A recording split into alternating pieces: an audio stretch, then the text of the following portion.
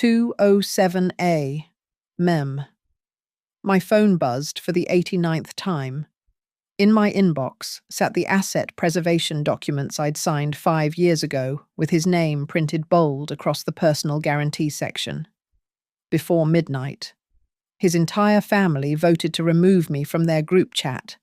After midnight, their banks froze every account. This morning, he smirked and told me to stop pretending you're important. This afternoon, he'll see the notary seal on the proxy voting form bearing his own signature. My name is Evelyn Whitfield, though everyone calls me Evie.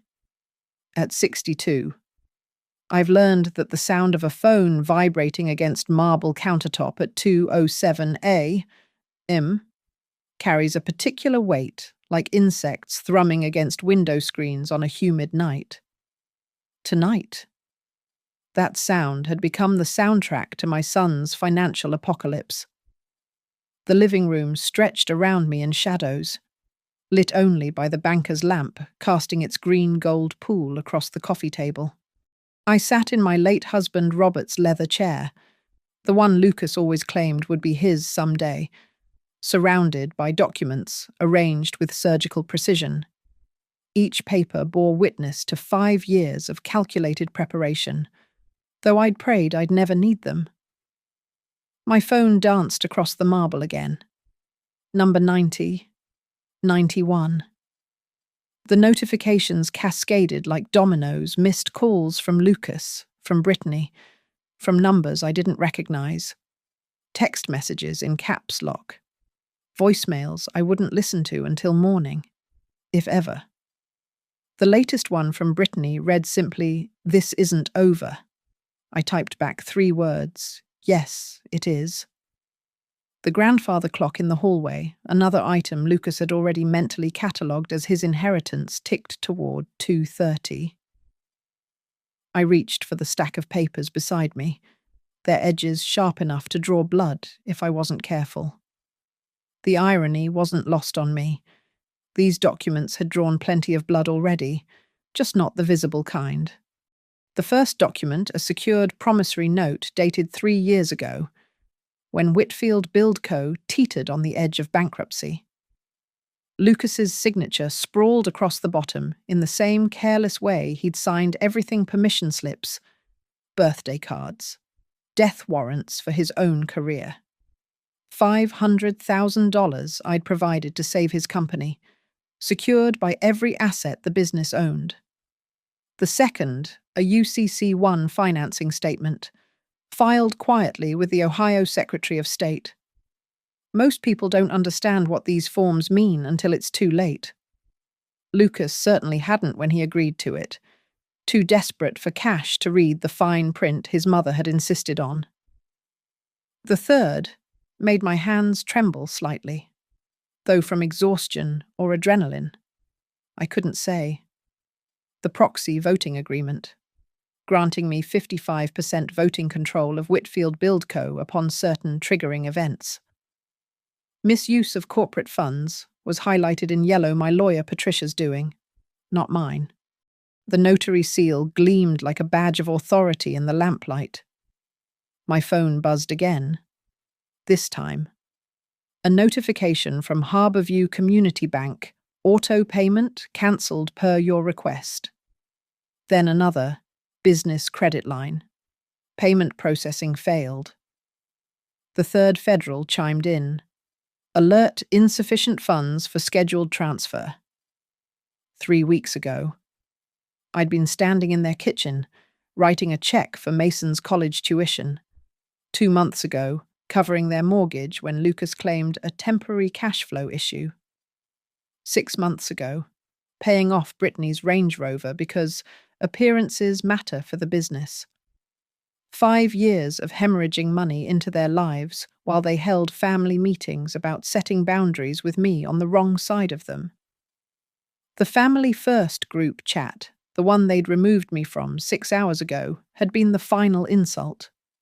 23 family members voting on whether I was really family anymore.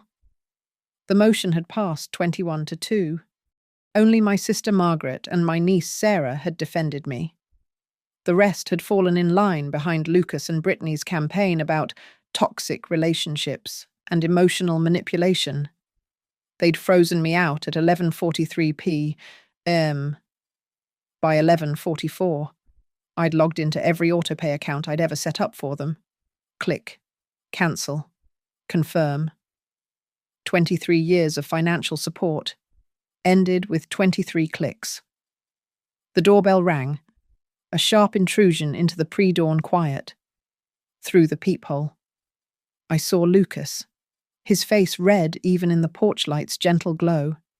His BMW idled in the driveway, Brittany a shadow in the passenger seat. He pressed the bell again, then pounded with his fist. "Mum, open up. We need to talk." I returned to Robert's chair, picked up my coffee still warm. I'd made a full pot, knowing this would be a long night, and waited.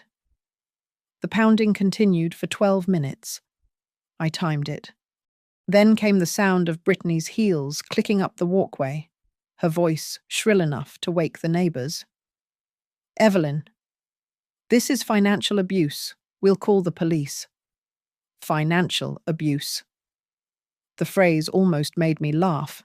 5 years, 3 months, and 16 days of my bank statements would tell a very different story about who had abused whom. Patricia had done the math, $1.3 million in direct transfers, not counting the loans, the credit cards in my name, the warranty repairs, the vacations disguised as business trips. The doorbell fell silent.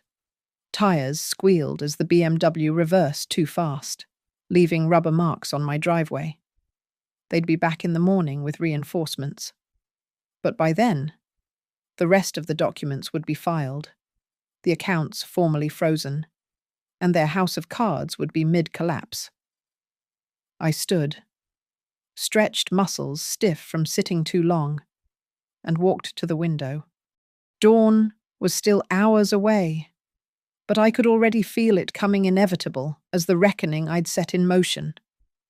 Tomorrow, Lucas would learn that his signature on those papers wasn't just ink on a page, it was evidence. 3 weeks earlier, Mason's graduation party had been a production worthy of Broadway, with Brittany as both director and star. The backyard of their colonial, the one I'd helped them buy with a $60,000 gift for the down payment, had been transformed into what Brittany called an enchanted garden celebration. String lights crisscrossed between poles I'd paid to have installed, casting shadows across rental tables covered in linen I'd been invoiced for last month. I stood behind the beverage station in my navy dress, the one Brittany had specifically requested I not wear, because jewel tones would photograph better, watching the choreographed chaos unfold. The caterers from Silverleaf Kitchen moved with practiced efficiency, serving honey-glazed salmon and herb-crusted chicken that added another $2,400 to my credit card. The one already maxed from Mason's senior trip to Cancun, his new MacBook, his dorm supplies. "Evie, we're running low on the Prosecco," Brittany called out, not looking at me, her voice carrying that particular tone she used for the help. She wore a flowing emerald dress that cost more than most people's mortgage payments, her blonde hair perfectly styled for the photographer she'd hired to document her son's achievement. Our son's achievement? I wanted to correct her. My grandson. The boy whose private school tuition I'd paid for 12 years, whose tutors I'd funded, whose college application consultant had charged $5,000 to my account. I opened another case of Prosecco. Brittany insisted on the Italian import, not the pedestrian domestic sparkling wine, and watched Lucas work the crowd. My son had inherited his father's height, but none of his character. Robert would have been ashamed to see him glad-handing his business associates while his mother served drinks like hired help. Such a beautiful party. Brittany.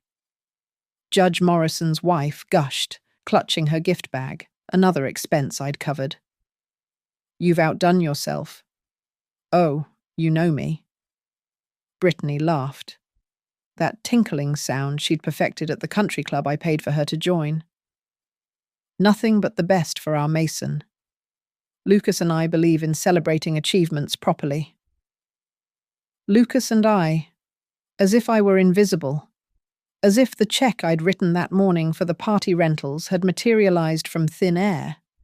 The smoke from the barbecue station premium Wagyu beef naturally drifted across the yard, mixing with the scent of the centerpiece's peonies and garden roses at $40 per arrangement. 20 tables. $800 in flowers that would be dead by tomorrow. Mason found me during a lull, his graduation cap slightly askew. "Thanks for coming." "Grandma?" "Wouldn't miss it for the world, sweetheart." He shifted uncomfortably, glancing over his shoulder where his parents held court near the pool. "Mum says you might not make it to Thanksgiving this year. Something about boundaries." The word hit like ice water. Is that what she said? She and Dad have been talking about toxic relationships in family therapy, about how sometimes love means letting go. He paused, 18 years old and parroting words he didn't understand. "They said you'd understand." Family therapy. Another $90 per week I'd been paying for 6 months, supposedly to help them strengthen their marriage after Lucas's affair with his secretary. I'd paid for the therapy, the marriage retreat, the makeup jewelry for Brittany. I'd paid for everything while being systematically erased from the family narrative. "Ladies and gentlemen?" Brittany's voice rang out over the sound system, another rental charged to my card. "I'd like to say a few words about our amazing son." The crowd gathered, champagne glasses raised. I stayed at my station, hands steady as I wiped down the already clean counter. "Lucas and I couldn't be prouder," Brittany began, her voice catching with practiced emotion. 18 years of sacrifice, of putting Mason first, of building the family business to ensure his future. We've given everything to get him here. We, Lucas and I. Our sacrifice. She went on for 10 minutes, thanking teachers, coaches, their friends who'd supported them through the challenging times, the ones I'd bankrolled. She thanked the universe for blessing them with such a gifted son.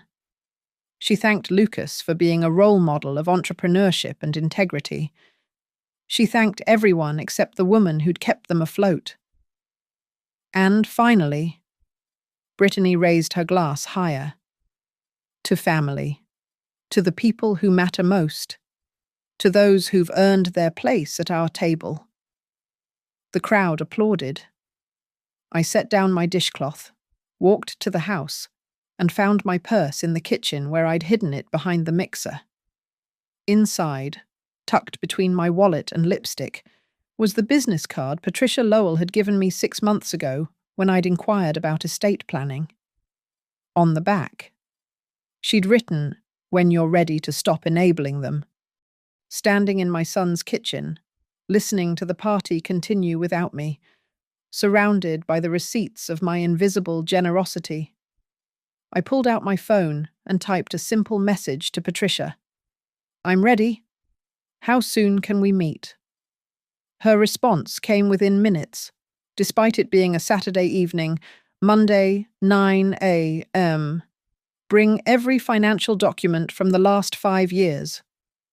Outside, Lucas's voice boomed through the microphone, telling the story of building his company from nothing, neglecting to mention the $500,000 in emergency funding that had saved it. The crowd laughed at his jokes, admired his success, believed his fiction. That was 3 weeks ago, the beginning of the end of my silence. The Family First group chat had been active for 2 years. But I'd only been added 6 months ago when Brittany needed me to see the Amazon wish list for Mason's dorm room. The notification came through at 8:15 p.m. on a Tuesday, 3 days after the graduation party. Motion to vote Evelyn Whitfield's continued participation in family activities. I stared at my phone, sitting in my kitchen with a cup of tea growing cold. The messages poured in rapid fire. Brittany. We need healthy boundaries. The toxic behavior has gone too far. Lucas. Agreed. Mom's emotional manipulation is affecting our children. Cousin Derek. Whatever you think is best. Brittany's sister. Family therapy says enabling isn't love. The votes tallied quickly. 21 for my removal. 2 against. Even my brother's wife, who'd borrowed $30,000 for her kitchen renovation last year, interest-free, naturally voted to excise me. At 8:47 p.m., the administrator notification appeared. Evelyn Whitfield has been removed from this group. My phone rang immediately. Margaret, my sister. Evie. I tried to stop it. This is insane. You've carried that ungrateful. It's fine, I said, surprised to find I meant it. Actually, it's perfect. I hung up and opened my laptop. 23 years of financial records lived in color-coded folders. 23 years of being the silent safety net. Time to cut the strings. First, the mortgage autopay for Lucas and Brittany's house. Cancelled. Second, the family phone plan, 8 lines, including Brittany's parents. Cancelled. Third, the business credit card I'd co-signed for Whitfield Build Co. Cancelled. Fourth, Mason's car insurance. Cancelled. 5th through 15th utilities, streaming services, gym memberships, country club dues. Cancelled. Cancelled. Cancelled. Each confirmation email felt like removing a splinter that had festered for years. By 10 p.m., my phone had logged 43 missed calls. I turned it off and went to bed. 6:30 a.m. The next morning, pounding on my door, through the security camera, I watched Lucas's face contort with rage. Brittany stood behind him, frantically typing on her phone. Mum, open the door. There's been some kind of mistake. The mortgage bounced, the bank's calling. I sipped my coffee, watched the sunrise paint my living room gold, and waited. I know you're in there. Your car's in the garage. 7 minutes of pounding. Then Brittany's voice, shrill with panic. The country club called. They say our membership's been terminated for non-payment. The Richardsons are coming for lunch tomorrow. I picked up my phone, finally, and typed a single message to Lucas. No mistake. You voted. Family first. Remember. The pounding intensified. This is crazy. You can't just abandon your family. Family? The word they'd weaponized against me 12 hours ago. We're in crisis. Brittany shrieked. The power company says we have 72 hours before shut-off, Lucas. Do something. Mom, be reasonable. You're being petty and vindictive. Petty. Vindictive. I thought of the spreadsheet Patricia would see on Monday, $1.3 million over 5 years. Petty would have been cancelling Netflix. This was justice. By 7:45, they'd retreated. But at 9 a.m., they returned with reinforcements, Brittany's mother Linda, her father Tom, Lucas's childhood friend Jake, who was now his CFO. Evelyn? Honey? Linda cooed through the door. We're all family here. Let's talk about this like adults. Adults? Who'd voted to ostracize me via group chat like middle school bullies. I texted Lucas. The house has a 12-day grace period before late fees. BuildCo's credit line comes due Friday. Mason's tuition payment is scheduled for the 15th. Plan accordingly. The response was immediate. You vindictive witch. You'll regret this. Jake's voice now, probably hoping to mediate. Mrs. Whitfield. Evie? The company needs that credit line. We have payroll on Friday. This affects 20 employees. 20 employees. I'd suggested Lucas keep 6 months of payroll in reserve. He'd bought a boat instead. Tom tried next. Evelyn, what would Robert think you, dishonoring his son like this? Robert, who'd built his business with his own hands, who'd never taken a dime from anyone, who'd died believing Lucas would mature into responsibility. Robert would have cut him off years ago. At noon. They left. At 12:30. A new message from an unknown number, Brittany's burner phone. Probably, we're prepared to take legal action. Elder financial abuse is a crime. I screenshot it, added it to my folder labeled Evidence, and made myself a sandwich. At 3 p. Lucas texted again. Fine, you win. We're sorry. Please turn the autopay back on. We'll add you back to the chat. As if their approval was something I craved. As if their inclusion was a gift rather than an insult. I responded, my attorney will be in touch. Attorney Mum? Stop being dramatic. Just turn the payments back on and we'll forget this happened. Forget. Like they'd forgotten every sacrifice, every check, every bailout. The first federal payment is due by 5 p.m. He texted. Mom. At 4:58 p.m. Lucas sent one final message. You're destroying your own son. I hope you're happy. Happy, no. But for the first time in 5 years, I was free. The mortgage payment deadline passed at 5 p.m. At 5:01. My phone rang. First Federal Bank. I didn't answer. The voicemail was from their collections department, looking for Lucas Whitfield regarding his overdue payment. The first domino had fallen. By Monday morning, when I'd sit in Patricia's office with my boxes of documents, the rest would be teetering. Lucas thought he'd won by excluding me from the family. He'd actually signed his own eviction notice. Monday morning, 9 a.m. sharp. I sat in the conference room at Lowell and Roth, surrounded by 5 bankers' boxes of financial records. Patricia Lowell, 60-something with silver hair and eyes that had seen every family betrayal money could buy, reviewed my documents with the intensity of a surgeon planning a complicated operation. Evie, she said, adjusting her reading glasses. This is extensive, but we need more than proof of gifts. We need leverage. That's why I brought her.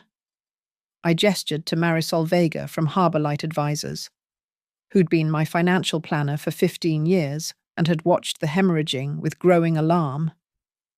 Marisol opened her laptop. I've prepared a forensic analysis going back 5 years. The screen filled with graphs, timelines, charts that transformed my pain into data. Total transfers, 1.3 million. But here's where it gets interesting. She clicked to a new slide.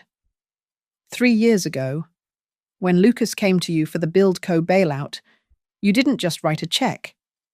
Patricia, you drew up the paperwork. Tell Evie what her son actually signed. Patricia smiled, the expression sharp as winter frost. A secured promissory note for $500,000 with BuildCo's assets as collateral. A personal guarantee from Lucas. And this is the masterpiece, a proxy voting agreement granting you 55% voting control upon any event of default or misuse of funds. Which he's done, Marisol added, pulling up credit card statements.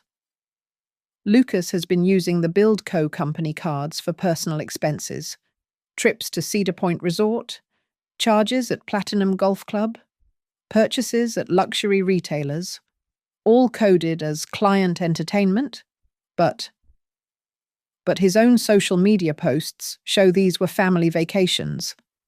Patricia finished. Screenshots, archived and notarized. That triggers the proxy clause. I stared at the documents. He agreed to this. He was desperate, Patricia said. Build Co. was 48 hours from bankruptcy. You said you'd only help with proper security. He signed everything without reading, assumed Mom would never enforce it. There's more, Marisol continued. The house mortgage, it's complicated.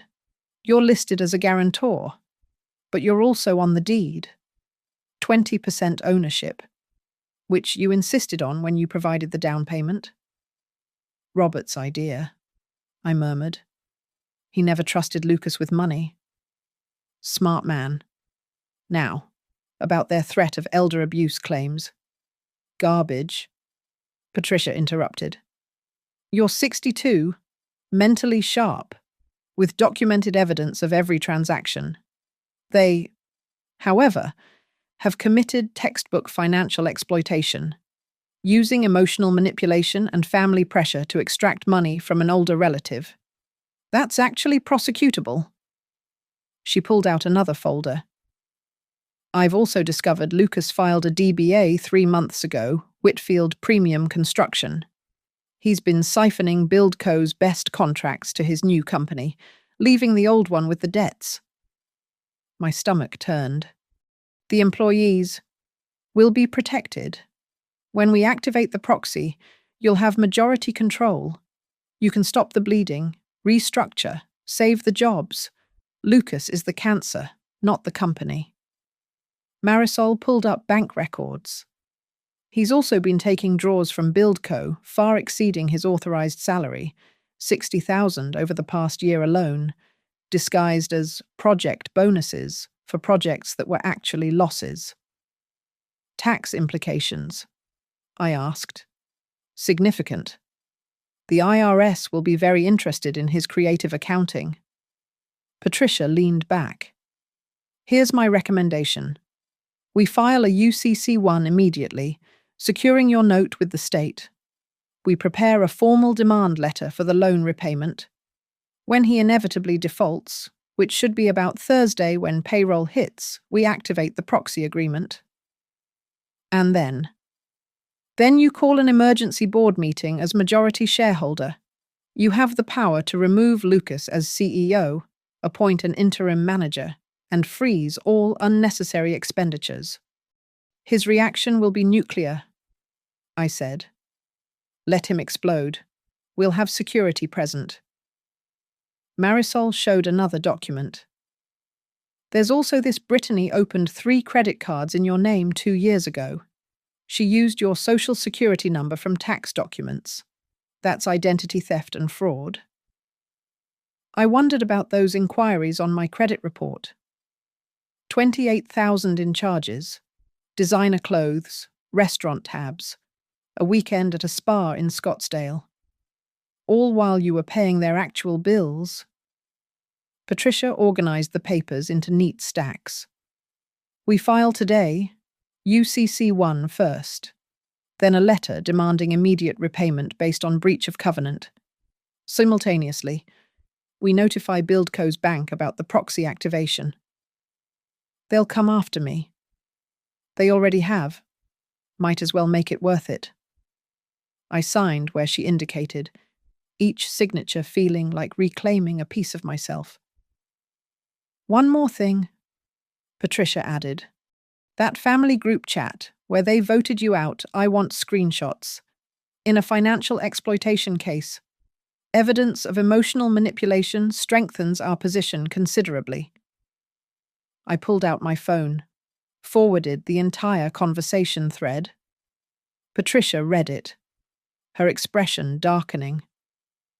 They actually put in writing that you're being excluded from family activities immediately after you stopped payments.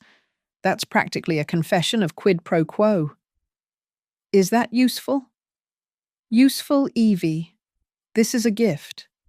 They've documented that your financial support was the price of family inclusion.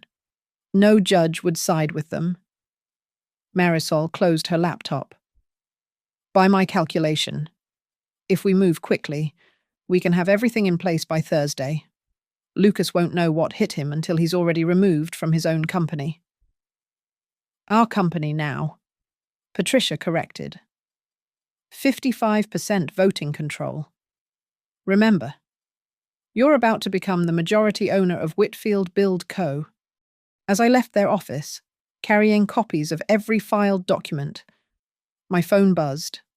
Lucas. Mom. Please. Let's have coffee and talk like civilized people. Civilized. From the son who'd bled me dry while voting me off the island. I texted back, Thursday, 2 p.m. Build Co. conference room. Bring your corporate documents. Why, Mum? What are you planning? I didn't respond. Let him wonder. Let him lose sleep the way I had, wondering how to keep his company afloat while funding their lifestyle. Thursday. He'd learn that every document he'd carelessly signed had teeth, and they were about to bite.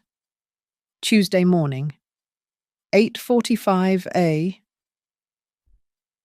I was pouring coffee when the doorbell rang. Through the peephole stood a process server, documents in hand. Evelyn Whitfield. Yes. You're being served. The envelope bore the seal of Brookridge District Court. Inside, a petition for conservatorship, filed by Brittany Whitfield, alleging elder financial abuse, diminished capacity, and need for immediate intervention to protect my assets. I actually laughed. The audacity was breathtaking.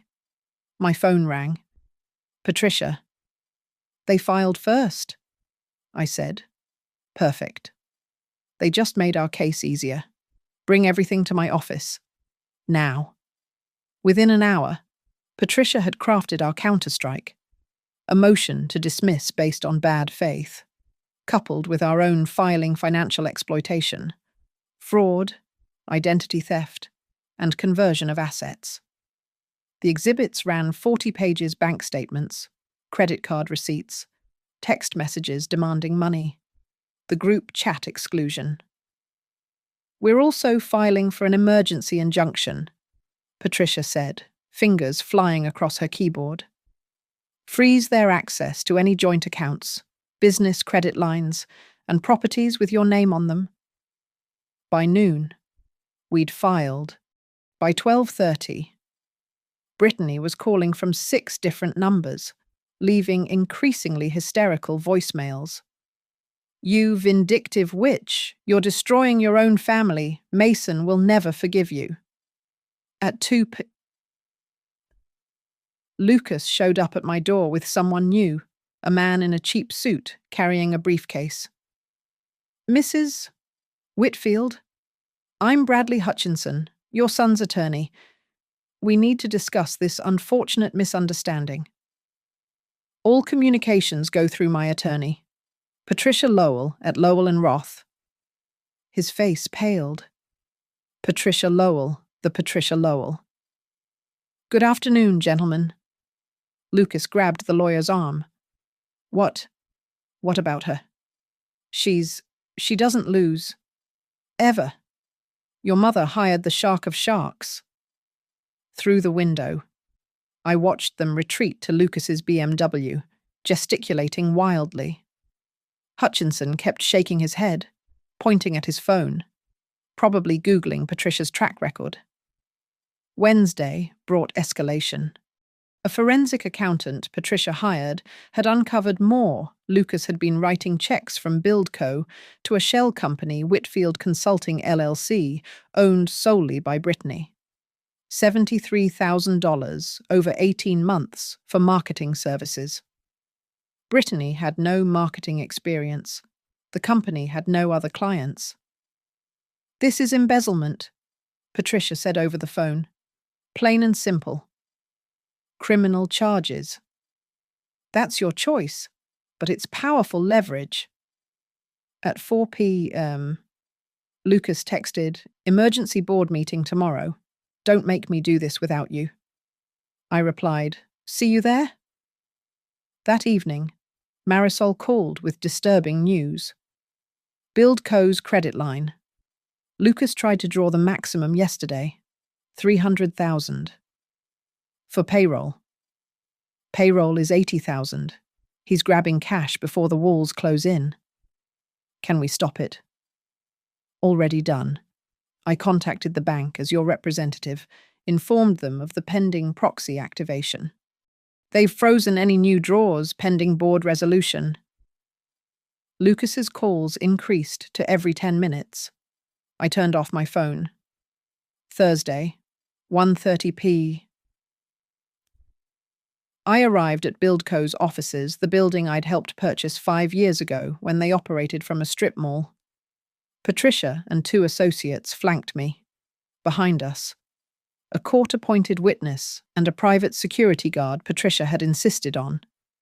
The receptionist, Diana, who'd been with the company since the beginning, gave me a sad smile. "Mrs. Whitfield. They're in the conference room." "Diana," I said quietly, "whatever happens today, your job is safe." Tears filled her eyes. "We all know what you've done for this company. For us." The conference room held Lucas, Brittany, Hutchinson, and, surprisingly, Jake Morrison, the CFO. "Mom," Lucas started, standing. "This has gotten out of hand. Sit down." My voice cut through his platitudes. "Patricia." Patricia opened her briefcase with theatrical precision. "Mr. Hutchinson, I assume you've reviewed the secured promissory note your client signed. It's unconscionable. A mother taking advantage of her son's desperation. With full legal representation at the time." Patricia interrupted. "Your client had his own lawyer review these documents, Thomas Garrett from Garrett & Associates. We have his billing records and notes confirming he advised Mr. Whitfield of the terms." Hutchinson shuffled papers, clearly unprepared for this detail. "Furthermore," Patricia continued, "regarding Mrs. Brittany Whitfield's petition for conservatorship. That's separate," Brittany started. "Is it filed 48 hours after Mrs. Evelyn Whitfield terminated financial support?" After this, Patricia slid printouts across the table. 28,000 in credit card fraud, 3 cards opened in Mrs. Evelyn Whitfield's name without consent. Brittany's face drained of colour. That's not. Your signature on the applications, security footage from Nordstrom showing you using the cards, your email on the accounts. Lucas turned to his wife. "You did what?" Additionally, Patricia pulled out more documents. Whitfield Consulting LLC, 73,000 in payments for services never rendered. Mr. Morrison, as CFO, did you approve these payments? Jake shifted uncomfortably. Lucas said it was for marketing. Did you see any marketing deliverables, campaigns reports, anything? No, because there weren't any. This is textbook embezzlement. Hutchinson stood. "We're not continuing without proper." "Sit down," Patricia commanded. "We're activating the proxy agreement." As of, she checked her watch, 1:52 p.m.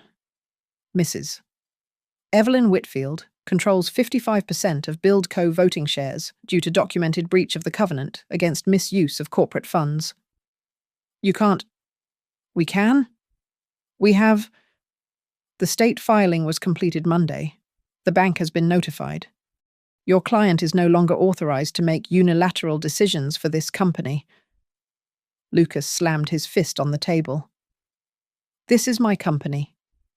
"No," I said quietly. speaking for the first time since sitting down.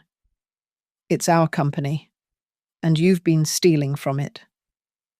The room fell silent. Through the glass door, I could see employees pretending to work while obviously watching the drama unfold. So what now? Lucas asked, his voice bitter. You destroy your own son. No. I saved 20 employees from your mismanagement. Jake, you'll present the real financial statements. Now. Jake looked between Lucas and me, then opened his laptop. We have 6 weeks of cash remaining. Maybe 8 if we collect receivables. Without my credit line, Lucas snarled. Without embezzlement, I corrected. The mediation room at Harbourlight Legal Centre felt smaller than it was, compressed by the weight of family destruction. Across the polished table, Lucas lounged in his chair with manufactured confidence, that smirk I'd seen 1,000 times when he thought he held winning cards. Brittany sat rigid beside him, French manicured nails tapping against her phone screen. Their attorney Hutchinson shuffled papers nervously. The mediator, retired Judge Helen Garrett, reviewed the documents before her with methodical precision. Patricia sat to my right, calm as a frozen lake. Well, Judge Garrett began, this is quite the family dispute. Mr. Whitfield, would you like to begin? Lucas leaned forward, his smile widening. Your Honor, this is simple. My mother is attempting to steal my company using documents she coerced me into signing during a vulnerable time. Coerced? Judge Garrett's eyebrow rose. Financial duress. She knew I was desperate and took advantage. With his own attorney present, Patricia noted, Can we skip the theatre? Lucas turned to me, his mask slipping. Mom, stop pretending you're important here. You're just bitter about the family vote. The words hung in the air like a challenge. Stop pretending you're important. I reached for my briefcase, Robert's old leather one, the one Lucas had always coveted. The brass latches clicked open with satisfying finality. Judge Garrett, I said, my voice steady. I'd like to present some documents. The first document slid across the table, the original secured promissory note, $500,000, dated 3 years ago. Lucas's signature sprawled across the bottom in blue ink. The second, the personal guarantee. Every asset Lucas owned pledged as collateral. His signature again. Notarized. Witnessed. The third made Brittany's tapping stop the UCC1 financing statement, filed with the Ohio Secretary of State on Monday. Build Co's assets, equipment, vehicles, accounts receivable, inventory all secured to me.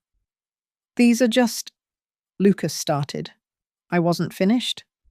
The fourth document, the proxy voting agreement. 55% of Build Co voting shares transferred to me upon event of default, or I pointed to the highlighted section, misuse of corporate funds for personal benefit. That's not triggered. The fifth document cut him off Build Co credit card statements. Cedar Point Resort, $8,000. Platinum Golf Club membership, $15,000. Brittany's spa weekend, $6,000. All coded as business expenses. The sixth, the forensic audit Marisol had conducted, $73,000 transferred to Whitfield Consulting LLC for services never performed. Judge Garrett's expression shifted from neutral to concerned. The seventh document changed it to alarm screenshots from the IRS website showing Build Co's delinquent payroll taxes, $48,000, 3/4 behind. You didn't pay payroll taxes? Patricia asked with feigned shock. But Mrs. Whitfield gave you $500,000 specifically to cover tax obligations. Lucas's smirk finally died. The eighth document was my favorite, the corporate minutes from BuildCo's last annual meeting, which Lucas had forgotten to hold for 2 years until Patricia demanded them this week. Hastily backdated, sloppily executed. They actually confirmed my proxy activation by acknowledging the temporary cash flow issues and bridge financing from E. Whitfield. This doesn't mean Hutchinson started. The ninth document ended his protest a signed confession. Not from Lucas, from Jake Morrison, BuildCo's CFO, who'd flipped yesterday in exchange for immunity. His statement detailed every fraudulent transaction, every misuse of funds, every instance where Lucas ordered him to falsify records. Brittany grabbed Lucas's arm. "You said Jake would never?" "Shut up," Lucas hissed. The 10th and final document was the killing blow preliminary findings from the Ohio Department of Commerce, Division of Securities, regarding potential securities fraud in the sale of BuildCo investment units to 3 local investors without proper disclosure of the company's true financial condition. Judge Garrett set down the papers. "Mr. Whitfield, are you aware that securities fraud is a federal offense?" Lucas's face had gone from red to white to grey. "These documents," I said quietly, "all bear your signature, your name, your decisions.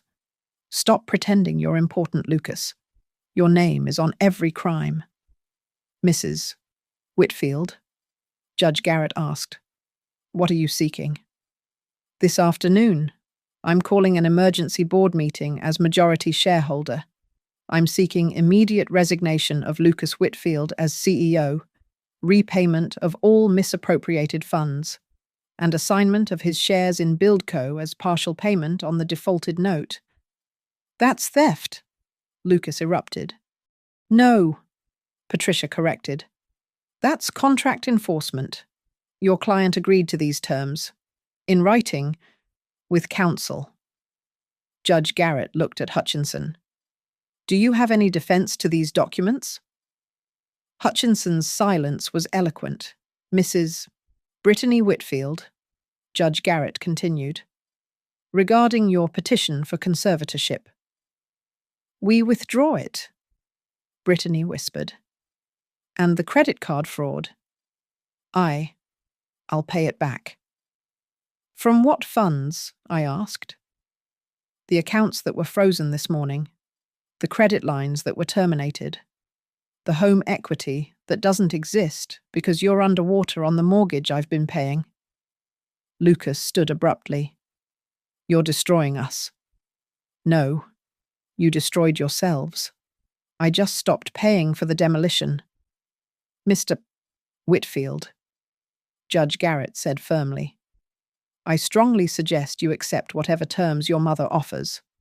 The alternative appears to be criminal prosecution." Lucas sank back into his chair, the same one he'd lounged in so confidently 30 minutes ago. "Mom," he said, his voice breaking slightly. "Please." I looked at my son, the boy I'd raised, the man he'd become, the stranger who'd excluded me from the family while spending my money, and felt nothing. I said. "BuildCo conference room. Bring your resignation letter." I closed the briefcase, stood, and walked toward the door. Behind me, I heard Brittany's sharp intake of breath as she realized what the final document meant. Securities fraud made this federal FBI territory, not just state court. In the hallway, Patricia touched my arm. "You know he might run. With what money I control everything now. The proxy, you're really doing this." 2p, I repeated. "And Patricia. Make sure the locks are changed by 3. 2p, sharp." The BuildCo conference room had been transformed into a tribunal. At the head of the table sat Judge Garrett as witness. Patricia to her left with a court reporter, and me at the center. Along the walls stood representatives from First Federal Bank, Harborview Community Bank, and Third Federal, all Buildco's creditors. A sheriff's deputy lingered by the door, present for security purposes, but really there to serve papers if needed. Lucas entered at 2:03, his usual swagger replaced by something brittle. Behind him, Brittany clutched her designer bag like armor, followed by Hutchinson and Jake Morrison. The employees visible through the glass conference room walls pretended to work while obviously watching. "Let's begin," I said, not standing, not greeting. As majority shareholder of Whitfield Build Co., holding 55% voting rights pursuant to the proxy agreement triggered by covenant breach, I hereby call this emergency board meeting to order. "This is illegal," Lucas started. "Motion to remove Lucas Whitfield as Chief Executive Officer." I continued. "All in favor?" I raised my hand. 55%. Motion carried. The court reporter's keys clicked steadily. Motion to appoint Jennifer Martinez as interim CEO. Lucas's head snapped up. My operations manager. The one who actually knows how to run this company. All in favor. My hand again. Motion carried. Patricia slid papers across the table. "Mr. Whitfield, your resignation letter? Sign now, or we proceed with criminal referrals." Lucas grabbed the papers, his hands shaking. But instead of signing, he tore them in half. "You think you've won? This is my company." "Was," I corrected. Motion to demand immediate repayment of the secured note based on default. $500,000 plus accrued interest at 12% per annum. All in favor. My hand. 55%. Motion carried. Mr. Davis. The first federal representative stood. "Based on this board resolution and evidence of financial misconduct, First Federal is calling due all outstanding credit lines. Immediate payment of $327,000 is required." "We don't have—" Lucas stopped, realizing he'd just admitted insolvency. "Mr. Chen." The Harborview representative rose. "Harborview Community Bank is freezing all Buildco accounts pending investigation of fraudulent transfers. The mortgage on the commercial property at 4827 Industrial Drive is also being accelerated due to violation of loan covenants." The blood drained from Lucas's face.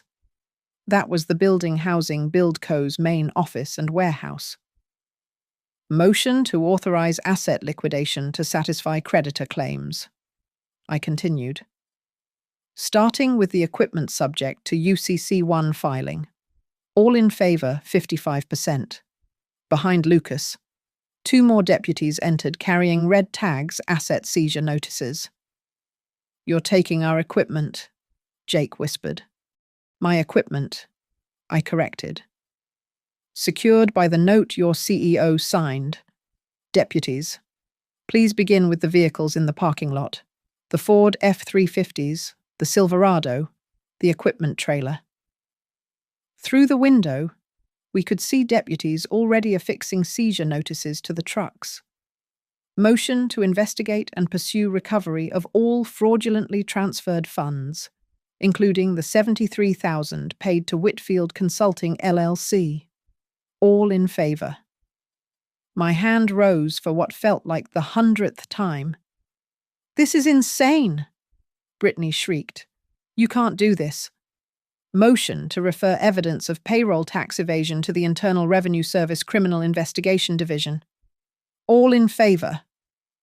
Lucas lunged across the table, but the deputy stepped forward. Lucas froze, then sank back. "Please," he whispered.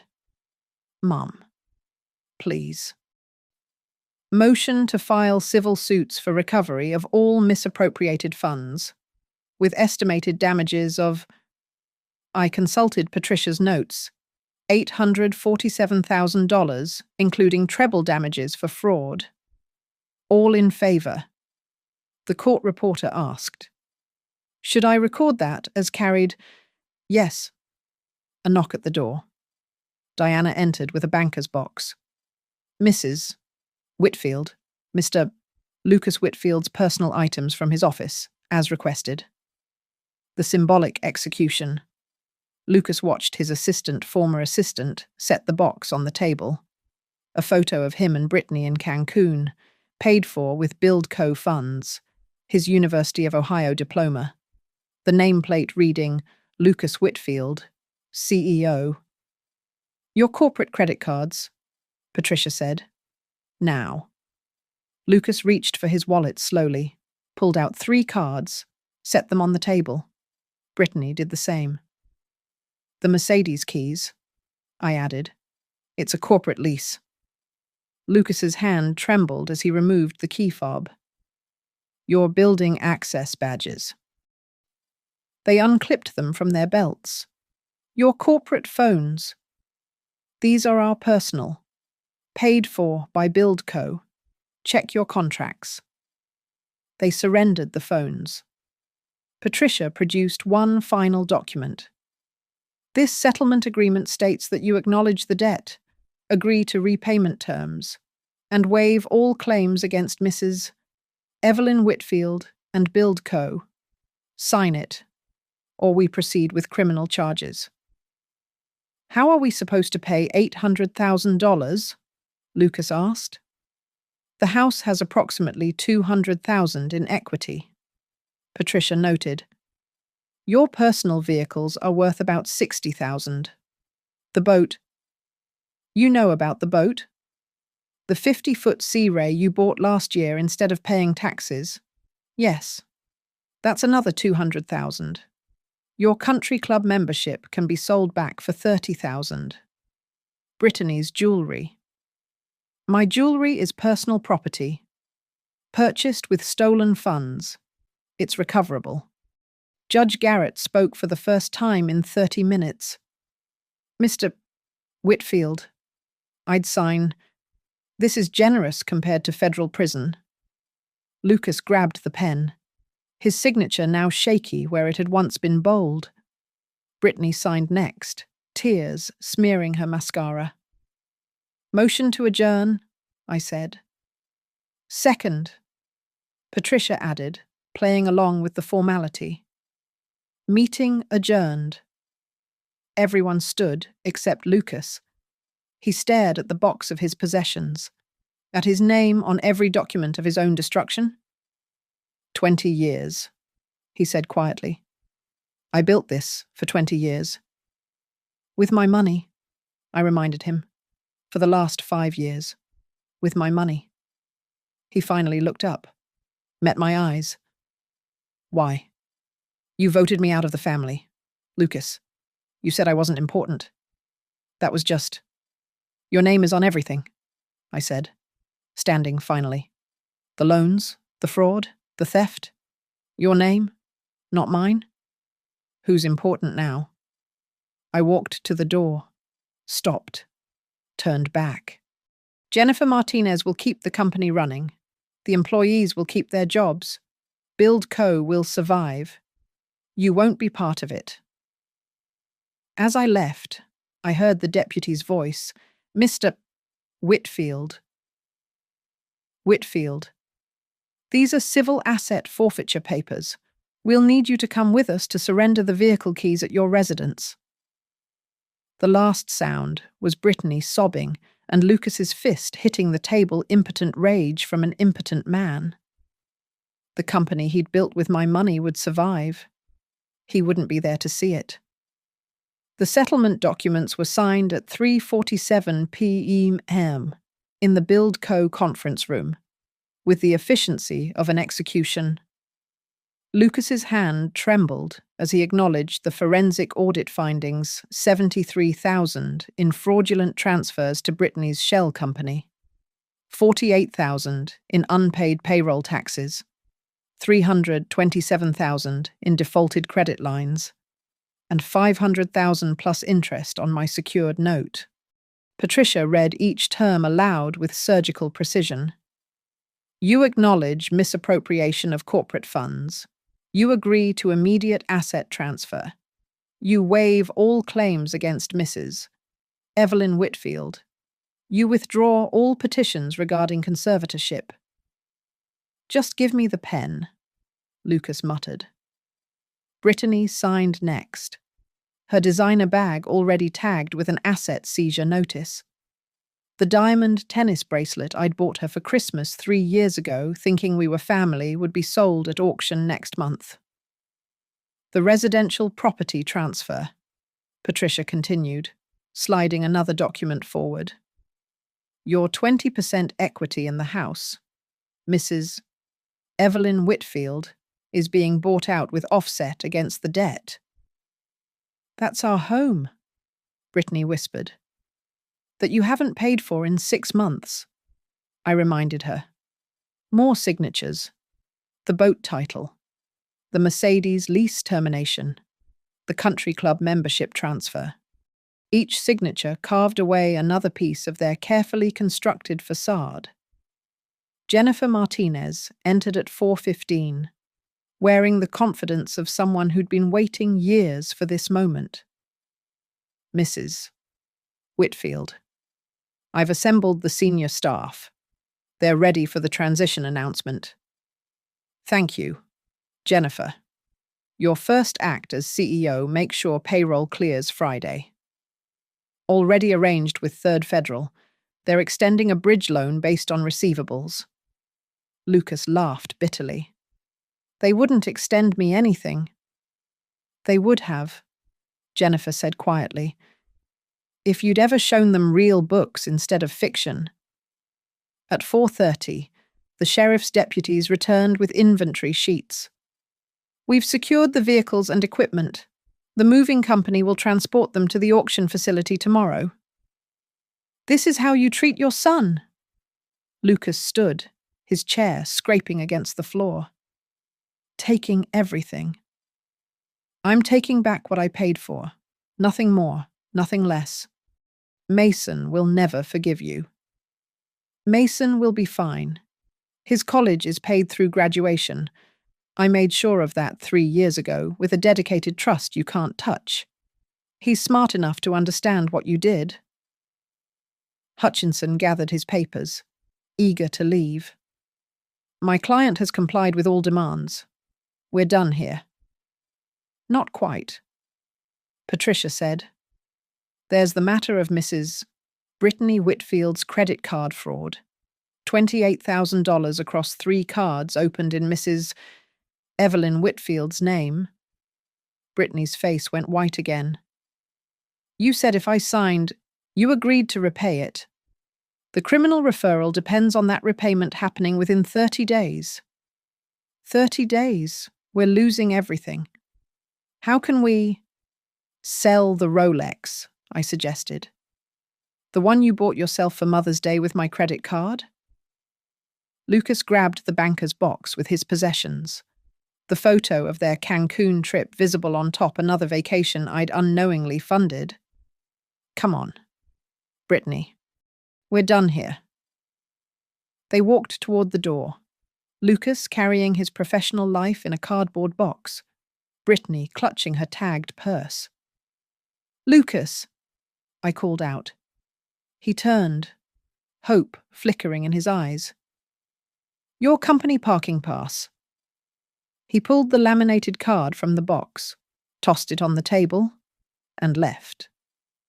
Patricia and I sat in the quiet conference room, watching through the window as Lucas and Brittany were escorted to the visitor parking lot, their vehicles already gone, their dignity in pieces. Any regrets? Patricia asked. Just one. I should have done this 3 years ago. Jennifer knocked and entered. Mrs. Whitfield, the staff would like to thank you. Without your intervention, we'd all be unemployed by Friday. Keep the company profitable. Jennifer, that's thanks enough. At 5:20 p. I signed the last document transferring operational control to Jennifer while maintaining my majority stake. BuildCo would survive, might even thrive under honest management. Patricia packed her briefcase. They'll try to reconcile eventually, when the money runs out, when reality hits. They always do. They voted me out of the family. Patricia, that was their choice. I walked to my car, the same sensible Honda I'd driven for 8 years, while Lucas upgraded his vehicles annually on the company's dime. The parking lot was nearly empty, the seized trucks already gone, leaving oil-stained rectangles where they'd sat. My phone buzzed. A text from Lucas. "I hope you're happy. You've destroyed your own son." I typed back, "You destroyed yourself. I just stopped enabling it." Another buzz. Brittany from a different number. "We're going to be homeless." I didn't respond. They had 30 days to vacate the house they hadn't paid for in 6 months. 30 days to figure out what real life felt like without a safety net named Mom. Delete. Block. Delete. Block. As I drove out of the BuildCo parking lot for the last time as anything more than a silent majority shareholder, the sun was setting over Brookridge, painting the sky the color of endings. My phone rang. Mason, my grandson. I let it go to voicemail. He'd either understand or he wouldn't. Either way, his education was paid for, which was more than his parents had managed. At the stop sign, I saw Lucas's BMW being loaded onto a flatbed tow truck, Brittany arguing with the driver while Lucas stood defeated on the sidewalk. They'd have to find their own way home to pack what they could before the estate sale. I turned left, toward my paid-off house, my quiet life, my freedom from their financial vampirism. In the rearview mirror, I watched the tow truck pull away with the last symbol of Lucas's false success. The documents were filed, the assets secured, the company saved. My phone sat silent on the passenger seat. No more 89 missed calls, no more emergency requests for money, no more family group chats about boundaries. Lucas had his name on everything, every crime, every fraud, every betrayal. And now he'd live with it. I pulled into my garage, closed the door behind me, and sat in the perfect silence of winning. Done. Thank you for listening to this story of family betrayal and justified revenge. I'd love to know where you're listening from. Leave a comment below, and let's connect. Don't forget to subscribe to the channel for more stories of people who refuse to be doormats.